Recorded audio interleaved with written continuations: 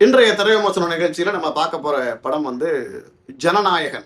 தமிழகத்தினுடைய தற்போதைய முதலமைச்சர் தளபதி விஜய் அவருடைய 69வது, அதாவது கடைசி படம். இந்த படம் வெளியாகிறதுக்கு முன்னாடியே பல பிரச்சனைகளை சந்திச்சுது. பொங்கலுக்கு வெளியாகிறதா இருந்துச்சு, அதை மத்திய அரசும் மாநில அரசும் தடுத்துட்டாங்க, படத்தை விடலை அப்படின்ற ஒரு பிரச்சனை ஓடிக்கிட்டு இருந்துச்சு. பட் 2 மாசத்துக்கு முன்னாடி படத்தை லீக் பண்ணி கிட்டத்தட்ட கோடிக்கணக்கான ரசிகர்கள் இந்த படத்தை பார்த்துட்டாங்க. அதனால இனிமே வெளியான படம் ஓடாது அப்படின்ற எண்ணமும் எல்லாருடைய மனசுலயும் இருந்துச்சு. அதையெல்லாம் உடைச்சு சின்னாபனமாக்கி இன்னைக்கு படம் வெளியாகுதுன்னு தெரிஞ்ச உடனே ticket booking, online ticket booking மட்டும் 50 கோடிக்கு மேல புக்கிங் ஆகி உலக சாதனை படைச்சிருக்கு அப்படின்னு சொல்லலாம்.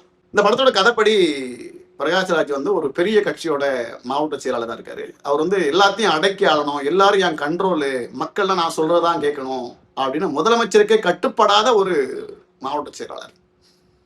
இப்படி பல பிரச்சனைகள் நடக்குது, நாடே கொந்தளிக்குது. இதுல முதலமைச்சர் உத்தரவிட்டு அவர் அரெஸ்ட் பண்றதுக்கு ஆர்டர் போடுறாங்க. வில்லன் ஒரு பெரிய போலீஸ் அதிகாரி, அவர் போய் அரெஸ்ட் பண்றதுக்கு போறாரு.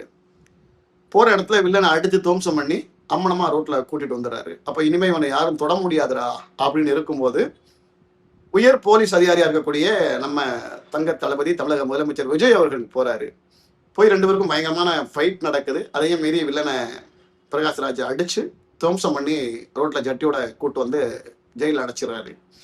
இப்போ ஜெயிலில் இருக்கிற வில்லனும் பிரகாஷ்ராஜும் கூட்டு சேர்ந்து பல சதி வேதைகள் பண்றாங்க. இந்த சதியில இருந்து எப்படி நாட்டை காப்பாத்தினாரு விஜய் அப்படின்றதான் படத்துடைய கதை. விஜய்க்காகவே எழுதப்பட்ட கதை இது. வினோத் அவர்கள் வந்து ஒவ்வொரு காட்சியிலையும் விஜய் அவர்களை செதுக்கியிருக்காரு அப்படின்னு சொல்லலாம். விஜயோட என்ட்ரோ சீன்லாம் பார்க்கும்போது பல பேருக்கு கண்ணில் இருந்து கண்ணீர் வந்துருச்சு. இந்த மனுஷனோட நம்ம மிஸ் பண்றோம், இவருடைய கடைசி படமாச்சு, இனிமே ஒரு நடிக்க மாட்டாரு அப்படின்ற எண்ணங்கள் வந்து எல்லாருக்குமே வந்துடும். அதே மாதிரி பல அசம்பாவிதங்கள் நடக்கும் பொழுது ஒரு ஹீரோவா அவர் பொங்கி எழுந்து வர்ற இடங்கள்ல ராவண மகண்டா அந்த சாங்கை போடுறாங்க. அந்த சாங்கை போடுறதும் அவர் காட்டுற காட்சிகள்லையும் பார்க்கும்போது எல்லாருடைய கைகாலையும் புல்லரிச்சிடும். அவ்வளோ ஒரு மாசான காட்சி. பல இடங்கள்ல இவருடைய ஆக்டிங் வந்து எந்த படத்துலையும் இல்லாத அளவுக்கு இந்த படத்துல ரொம்ப அழகா மாசா காட்டியிருந்தாங்க. அரசியலுடைய வசனங்கள் ரொம்ப சர்வசாதாரணமா பிச்சு உதர்னாரு. அதே மாதிரி தளபதி கச்சேரி, தளபதி கச்சேரின்ற பாட்டு வரும்பொழுது அவருடைய டான்ஸ் பர்ஃபார்மன்ஸ் வேற லெவல்ல இருக்கும். அதாவது தளபதி நல்லா டான்ஸ் ஆடுவாரு. பட் இருந்தாலும் இந்த படத்துல அந்த தளபதி கச்சேரி அப்படின்ற சாங்குக்கு வந்து ரொம்ப பிரமாதமா டான்ஸ் ஆடிருக்கு. அது ரொம்ப ரசிக்கும்படியா இருந்துச்சு. பட் நம்ம ஏற்கனவே ஒரு கதை சொன்னோம், அது மட்டும் கதை கிடையாது, அதை தாண்டி இன்னொரு 4 கதைகள் உள்ள இருக்கு. கதை கதை கதைக்குள் கதை, ஒரு 4 கதை உள்ள இருக்கு. முதல் பாதியை தாண்டி நீங்க 2ஆம் பாதியில உட்கார்ந்துட்டீங்கன்னா கண்டிப்பா முழு படத்தையும் நீங்க பாத்துருவீங்க. ஏன்னா முதல் பாதியை கதையை நம்மகிட்ட கனெக்ட் பண்றதுக்காக ட்ரை பண்ணியிருக்காங்க. அதிலே நமக்கு டயர்ட் ஆயிடுவோம். இது மட்டும் இல்லாம வில்லனோட என்ட்ரோவுக்கு ஒரு ஃபைட் வச்சிருப்பாங்க. இதை பார்க்கும்போது பல பேருக்கு எரிச்சல் ஆயிடும். என்னடா இது, படம் ஆரம்பிச்சு 10 நிமிஷத்துலேயே வில்லனுக்கு இவ்வளவு பெரிய இன்ட்ரோ, இவ்வளவு பெரிய ஃபைட்டு தேவையாடா அப்படின்ற அளவுக்கு நமக்கு ஒரு மாதிரி போர் அடிச்சிடும். தேவையில்லாம அமெரிக்கா, ஜப்பான், சிங்கப்பூர், பாகிஸ்தானு இதெல்லாம் காட்டிருக்காங்க. இதுல இன்னும் நம்ம டயர்டாயிடுவோம். இதையெல்லாம் தாண்டி 2ஆம் பாதிக்கு நீங்க உட்கார்ந்துட்டீங்கன்னா உங்களை கூட பொறுமைசாலி வேற யாருமே கிடையாது. சரிங்களா? வில்லனை வந்து ஒரு மாஸ் வில்லனா காட்டி கடைசியில் லூஸ் ஆக்கிட்டாங்க. பெரிய அரசியல் படமா இருக்கும், அரசியல தாக்கத்தை ஏற்படுத்தும், ஆளுங்கட்சியை தாக்கியிருப்பாங்க அப்படின்னு கேட்டா அந்த அளவுக்கு இது யாரையும் கேவலமா விமர்சனம் பண்ற படமும் கிடையாது. அப்படி இருக்கும்போது எதுக்காக இந்த படத்துக்கு இவ்வளவு தடை விதிச்சாங்க அப்படின்ற கேள்வி வந்து எல்லாருக்குமே எழும். ஆனா அந்த படம் மட்டும் தேர்தலுக்கு முன்னாடி வந்திருந்துச்சுன்னா கண்டிப்பா தமிழ்நாடு தப்பிச்சிருக்கும். போதுங்களா? ஏன்னா கொடுத்த பில்டப்புக்கும் படத்தை தடை பண்ணதுக்கும் இன்னைக்கு படத்துல இருக்க காட்சிகளுக்கும் எந்த சம்பந்தமும் கிடையாது. அப்படி இருக்கும்போது எதுக்கு இந்த படத்துக்கு இவ்வளவு பில்டப் கொடுத்தாங்க, எதுக்கு இவ்வளவு ஹைப் ஏத்துனாங்க? தளபதிக்கு உண்மையாவே வந்து ஒரு மாசம் ஏற்றி மக்கள் பூரா அவர் மேல அனுதாபப்பட்டு ஓட்டு போட்டு அவரை முதலமைச்சர் ஆக்கிடணுன்றதுக்காக பண்ணாங்களான்னு நமக்கு டவுட்டாகவே இருக்கு. நம்ம வீட்டில் குழந்தைங்களுக்கு சோறு ஊட்டும் போது யாராவது ஒரு தாத்தாவோ இல்லை பூச்சாண்டியோ காட்டி சோறு ஊட்டுவோம். நீ ஒழுங்கா சாப்பிட்டு இல்லை அந்த பூச்சாண்டை பிடிச்சி கொடுத்துருவான்னு சொல்லி சோறு ஊட்டுவோம். ஆனால் இனிமே குழந்தைங்களுக்கு சோறு ஊட்டும் போது ஒழுங்கா திங்கலன்னா உன்னை ஜனநாயகன் படத்துக்கு கூட்டு போயிடுவேன் அப்படின்னு சொல்லியே சோறு ஊட்டலாம். படம் 18+. 18 வயசுக்கு கீழே உள்ளவங்க படத்தை பார்க்கக்கூடாதுன்னு சொல்லியிருக்காங்க. நான் சொல்றேன், 18 வயசுக்கு மேல உள்ள கர்ப்பிணி பெண்கள், வயசானவங்க, ஹார்ட் ப்ராப்ளம் உள்ளவங்கலாம் அந்த படத்தை பார்க்கக்கூடாது. கர்ப்பிணி பெண்கள்லாம் படத்தை பார்க்க போய் உட்காந்துட்டு அந்த நடக்கிற காட்சிகளில் பார்த்தீங்கன்னா நீங்க வந்து உள்ளே கருக்கலைஞ்சு வெளியே வருவீங்க. ஹார்ட் பேஷண்ட்லாம் உள்ள பார்த்தீங்கன்னா அட்டாக் வந்து செத்து போய் தான் வெளியே வருவீங்க. ஏன்னா அவ்வளோ ரத்த களரி. படம் ஃபுல்லா ரத்தம் தெரியுது.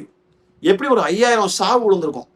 தலை தனியா போகுது, கால் தனியா போகுது, கை தனியா போகுது, கத்தியை வச்சு சடக்கு சடக்குன்னு வெட்டுறாங்க. நான் ஆல்ரெடி ஒரு படத்துக்கு ஓவரா ரத்த வாடை அடிக்குன்னு சொல்லி ராயன் படத்துக்கு விமர்சனம் பண்ணியிருப்பேன். ஆனால் அதையும் தாண்டி 10 மடங்கு அதிகமா இருக்கு. பாட்ஷா படத்தோட 10 மடங்கு அதிகமான பில்டப் வந்து நம்ம தளபதி விஜய்க்கு இந்த படத்துல கொடுத்துருக்காங்க. ஆனா அந்த அளவுக்கு தேவையா அப்படின்லாம் தெரியல. அவர் யார் தெரியுமா, அவர் எப்படி தெரியுமா, அவர் என்ன மாதிரி ஆள் தெரியுமா, அதை பண்றாரு, இதை அப்படி என்ன பண்ணாருன்றதையும் கடைசி வரைக்கும் சொல்லவே இல்லை. இது தேவையா? இந்த மாதிரி தேவையில்லாம அங்கங்க காட்சி கோரி வச்சுட்டு கிராபிக் காட்சி வரை எக்கச்சக்கமா இருக்கு. இதெல்லாம் வச்சுட்டு படத்துக்கு செலவு அதிகமாகி போச்சு, படத்துக்கு வட்டி கட்ட முடியல, படத்தை ரிலீஸ் பண்ண விட மாட்டாங்க. எதுக்கு இவ்வளவு புலம்பல்? எதுக்கு? எனக்கு எப்பவுமே தமிழ் சினிமா மேல ஒரு லவ் உண்டு. நல்ல படங்களை தப்பா விமர்சனம் பண்ணி நம்மளால அந்த படத்தை ஒத்து போச்சு நிற்கக்கூடாது அப்படின்ற தெளிவா இருக்கிறவன். இன்னைக்கு எத்தனையோ நல்ல படங்கள் வந்து விளம்பரம் சரியா இல்லாம அது தோத்து போயிருக்கு. அதை நம்ம பார்க்கும்போது மனசு வலிக்கும். ஆனா இந்த மாதிரி படத்துக்கு இவ்வளோ பில்டப் இருக்கு சொல்லுங்க. இதை பார்த்து ஒரு இளைஞன் திருந்துவானா? நாட்டில் ஏதாவது நல்லது நடக்குமா? கிடையாது. படம் பார்த்துட்டு வெளியே வருவேன், அப்படியே தளபதி ஸ்டைலோட வெளியே வந்து கையில கத்தி எடுத்து சுத்திட்டு இருப்பான். அந்த அளவுக்கு தான் படம் இருக்கு. தமிழகத்துடைய முதலமைச்சர் 8 கோடி மக்களுக்கு நீங்க ஒரு அப்பா மாதிரி. அப்போ நீங்க வந்து எந்த மாதிரி கதைகளத்தில் நடிக்கணும் சொல்லுங்க. படம் நீங்க முன்னாடியே எடுத்துட்டீங்க, ஓகே. பட் இருந்தாலும் இன்னைக்கு நாட்டை ஆளக்கூடிய ஒரு முதலமைச்சரா இருக்கிற நீங்க இந்த படத்தை பார்த்து பல இளைஞர்கள் கெட்டு போயிடும் அப்படின்னு சொல்லிட்டு இந்த படத்தை நிறுத்தி வச்சிருக்கலாம். 500 கோடி தானே, அது ஒரு பெரிய நஷ்டமே கிடையாது.